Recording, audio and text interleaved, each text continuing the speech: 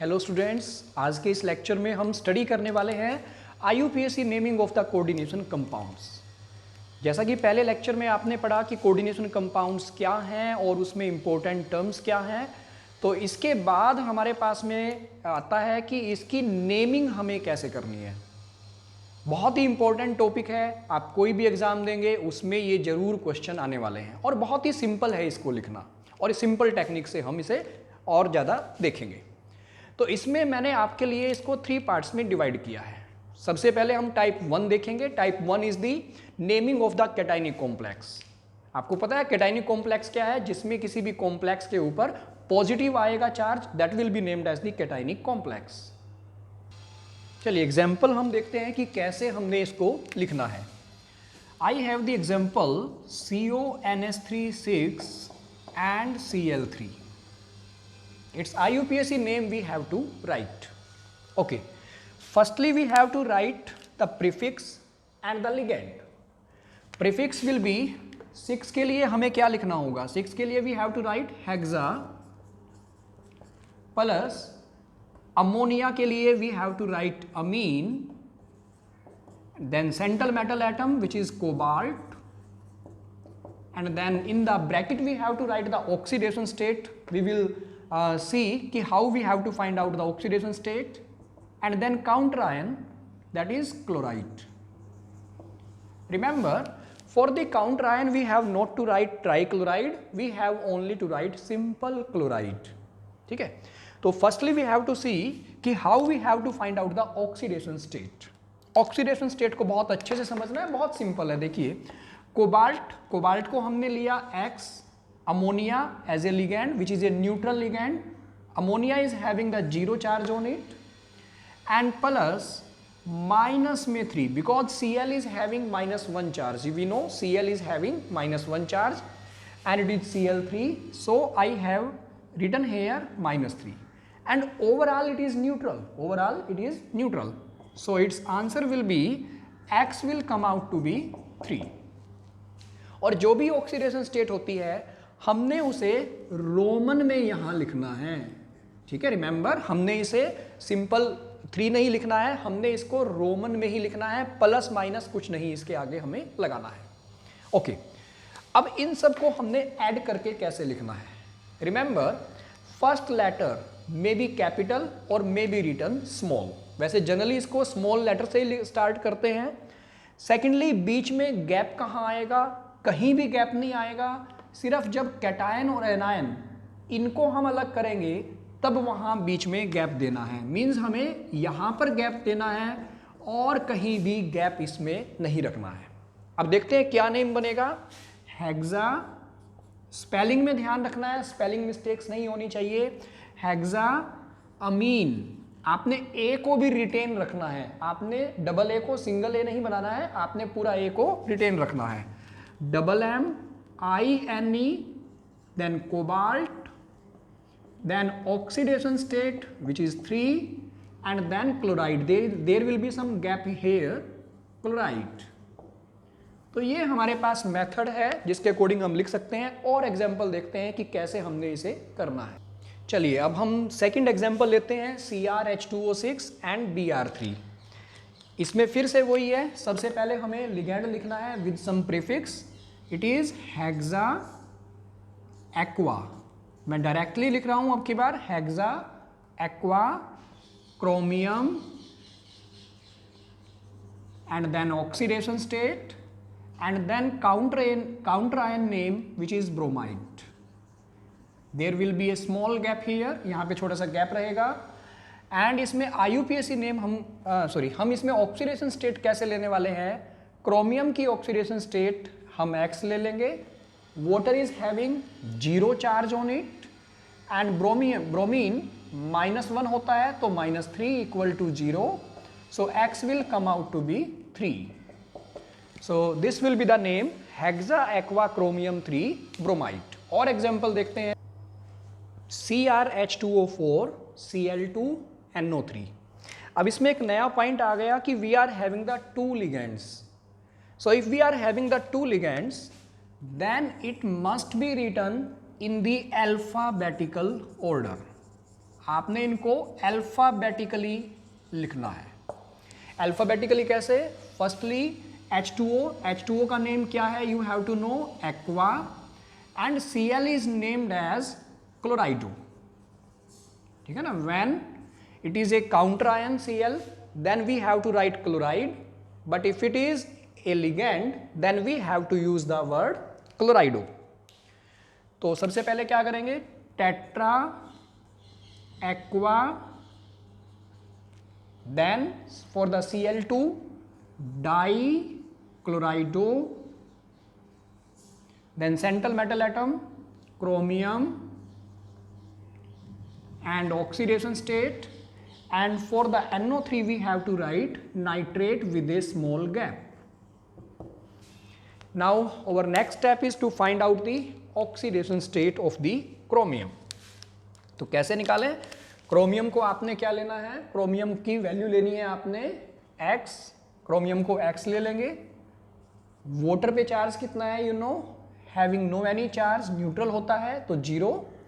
Cl2, देखिए Cl2 आप कहते हैं Cl2 पे कोई चार्ज नहीं होता, बट यहाँ Cl2 का मीनिंग है 2Cl minus, so I have to take -2 for it. Remember, Cl2 को 0 नहीं लेना है, Cl2 is a not a neutral molecule. यहाँ पर Cl2 का मीनिंग है कि 2Cl negative, so we have to take -2, and NO3 we know -1 charge होता है तो -1 लेना होगा, so X will be 3 again, so we have to write 3 here. Another example, COCl2 En2Cl। अब इसमें मेन बात एक नई आ गई है, क्या कि En क्या है? यू नो, बाइडेंटेड लिगेंड है, और इस बाइडेंटेड लिगेंड की नेमिंग कैसे करते हैं? We know, ethane 1,2 diamine. Spelling mistake नहीं होना चाहिए, डाइअमीन में यहाँ पर सिंगल एम आता है, और जब हम अमोनिया वाला अमीन लेते हैं तो उसमें डबल एम हमारे पास में आता है। तो इसका नेम हम ट्राई करते हैं, Cl2। How we have to write? We have to write di chlorido, then En2। अब रिमेंबर, 2 के लिए हम वैसे बाई लगाते हैं, बट ऐसे लिगेंड्स जिसमें कोई न्यूमेरिकल नंबर आ जाता है, 2 आ जाता है, 3 आ जाता है, ऐसे लिगेंड्स जिसमें कोई न्यूमेरिक नंबर आ जाता है, उस न्यूमेरिक नंबर में हम 2 के लिए डाई ट्राई वगैरह यूज नहीं करते हैं। हम क्या यूज करते हैं उसके लिए? हम 2 के लिए बिस यूज करते हैं, 3 के लिए ट्रिस, एंड 4 के लिए टेट्राक्रिस, जैसा हमने ऑर्गेनिक कॉम्प्लेक्स नेमिंग में किया था। तो इसके लिए देखिए हम डाई यूज नहीं करेंगे, वी विल यूज En2 में हम क्या यूज करेंगे? बिस, एंड देन ब्रैकेट में इथेन 1,2 डाइअमीन, सिंगल एम आने वाला है।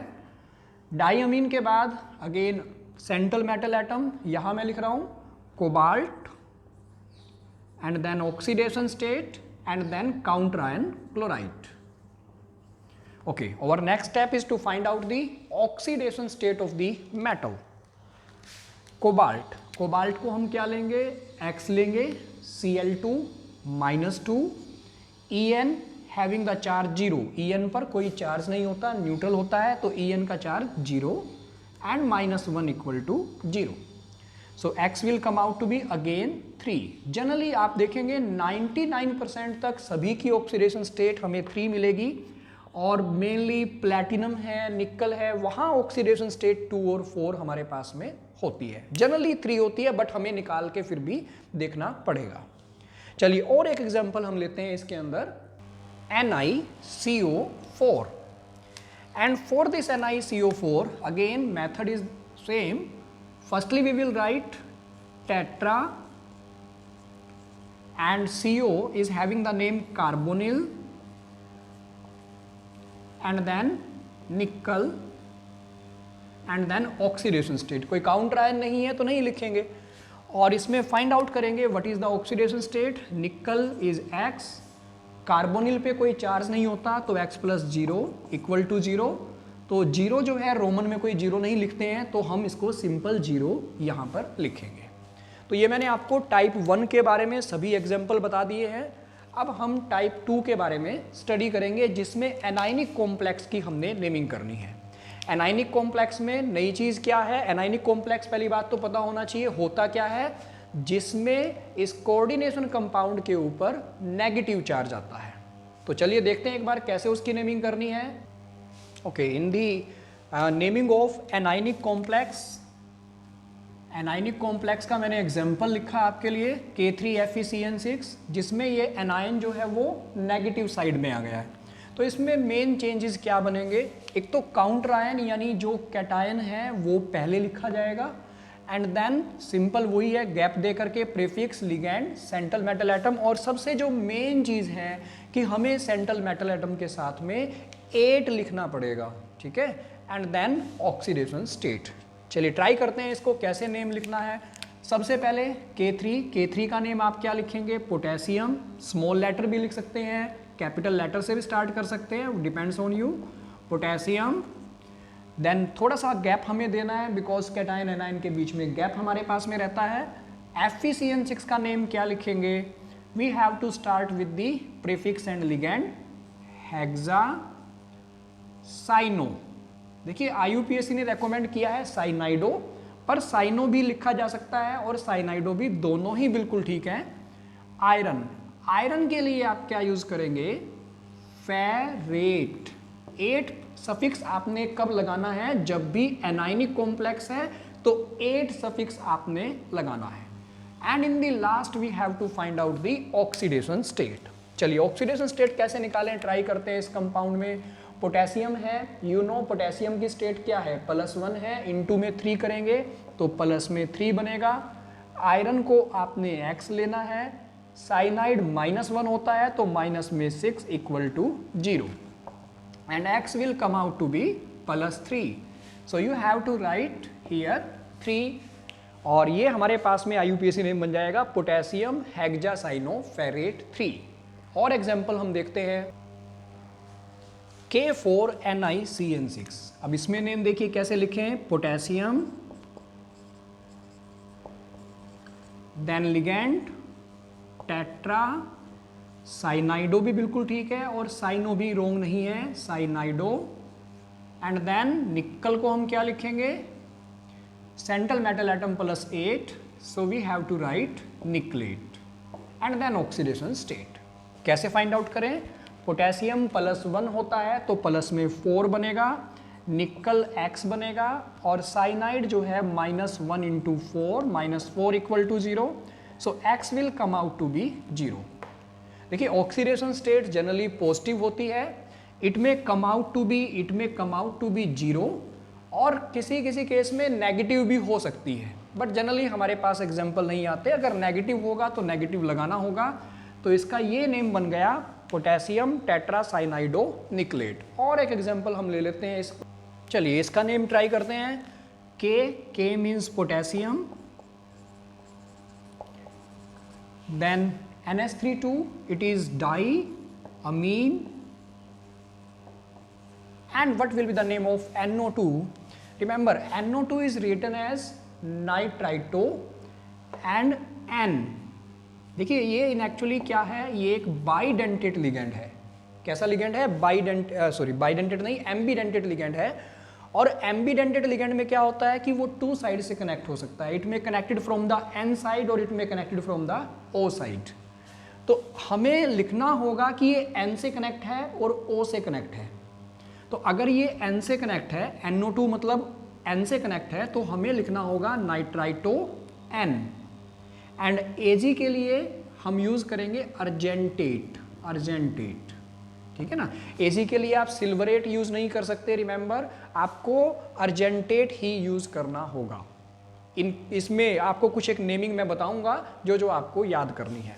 चलिए अभी इस क्वेश्चन के लिए करते हैं ऑक्सीडेशन स्टेट, और हमें लिखनी है। How we will find out, potassium है +1, सिल्वर को X लेना है, अमोनिया पर चार्ज 0, NO2 कितना है, -1 होता है तो माइनस में 2 = 0, सो अगर हम सोल्व करें तो X will come out to be 1, so oxidation state of the silver will be +1 here. तो अब मैं आपको बता दूं, जैसे हमने Ag को अर्जेंटेट लिखा है, और कुछ एक मेटल्स ऐसी हैं जिनके स्पेसिफिक नेम हमें याद रखने हैं। तो कौन कौन सी ऐसी मेटल्स हैं उनके बारे में और मैं बता देता हूं आपको। तो ये हमारे पास कुछ एक नेम मैंने लिखे हैं। Ag के लिए अर्जेंटेट आपने यूज़ करना है, Au के लिए अयूरेट, आयरन के लिए फेरेट, टिन के लिए स्टेनेट एंड कॉपर के लिए क्यूपरेट। और बाकी जो दूसरी मेटल्स हैं उसमें सिंपल एट लगाना है, जैसे प्लेटिनम है तो we have to use platinate, अगर क्रोमियम है तो we have to use chromate. चलिए अब मैंने 2 टाइप्स आपको बता दिए, अब 3rd टाइप्स के बारे में समझ लेंगे। उसमें चेंज क्या आने वाला है कि जो काउंटर आयन है, अगर काउंटर आयन की भी ऑक्सीडेशन स्टेट वेरिएबल है तो हम उस क्वेश्चन को कैसे करेंगे उसके बारे में और एक बार देख लेते हैं। टाइप 3 के बारे में हम और समझ लेंगे। इन एक्चुअली कुछ ऐसे कंपाउंड्स हैं जिसमें जो काउंटर आयन है उनकी अपनी एक वेरिएबल ऑक्सीडेशन स्टेट बनती है, तो उनकी नेमिंग हम कैसे करेंगे। Like this we have Fe4 FeCN6 3। Fe का मीनिंग हो गया आयरन, फर्स्ट लेटर में भी रिटन कैपिटल और small iron, and then its name will be hexa cyano और साइनाइडो, साइनाइडो भी ठीक है, साइनो भी ठीक है, cyanido, and then ferrate, and then oxidation state. The main point in these type of question is to how to find out the oxidation state. चलिए वो और समझ लेते हैं।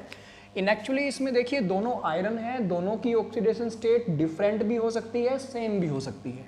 तो आपने इस वाले आयरन को मान लिया है X और इस वाले आयरन को मान लिया Y।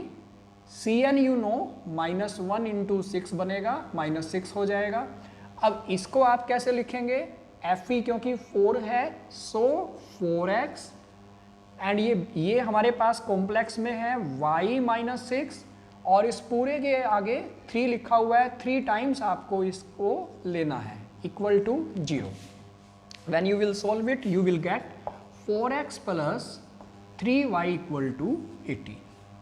बट सिंगल इक्वेशन है, x और y कैसे निकाले, हिट एंड ट्रायल मेथड से हमें करना होगा। सबसे पहले हमें पता है कि आयरन की 2 स्टेट्स पॉसिबल हैं, या तो +2 है या फिर +3 है। तो +2 में क्या करेंगे, सबसे पहले हम x को ले लेंगे +2। अगर x हमारे पास में +2 है तो 4 × 2 + 3y = 18, and when we solve it y will come out to be 10/3 which is not possible. आपको पता है आयरन जो है वो 2 और 3 देता है, तो 10/3 तो पॉसिबल नहीं हो सकता है, तो इसका मतलब x हमारे पास में 2 पॉसिबल नहीं है। Now we have to take x = +3, then 4 × 3 + 3 × y = 18। When you solve it 3y = 18 - 12 and y will come out to be 6/3 यानी 2। तो ये पॉसिबल है। इट मीन्स इसमें हमें लेना होगा कि x हमारे पास में 3 है एंड y हमारे पास में 2 है। तो यहाँ आपको लिखना है 2, एंड रिमेंबर इस वाले आयरन की ऑक्सीडेशन स्टेट भी हमें दिखानी है, और इस वाले आयरन की ऑक्सीडेशन स्टेट आपने निकाल दी है x = 3, तो यहाँ पर आपको 3 भी लिखना है। तो यहाँ पर आयरन 3 भी ठीक है, और we can write ferric because we know iron अगर +2 में है तो उसको क्या लिखते हैं, उसको हम लिखते हैं फेरस, और आयरन अगर +3 में है तो क्या लिखते हैं, वी विल राइट फेरिक। तो ये आयरन क्योंकि हमारे पास +3 में है तो आयरन ऑक्सीडेशन स्टेट 3 भी लिख सकते हैं, और we can write the ferric, ferric hexacyano ferrate करके भी हम लिख सकते हैं। तो बेटा ये मैंने सभी IUPAC नेमिंग आपके साथ में डिस्कस किए हैं। हमारे NCERT के अकॉर्डिंग कोई भी क्वेश्चन ऐसा नहीं है जो अब आप नहीं कर सकते हैं, ठीक है। कोई भी प्रॉब्लम आती है तो आप कमेंट बॉक्स में डाल दीजिए, उसके अकॉर्डिंग मैं सॉल्यूशन आपको सेंड करूँगा। Okay, thanks for watching, bye बेटा।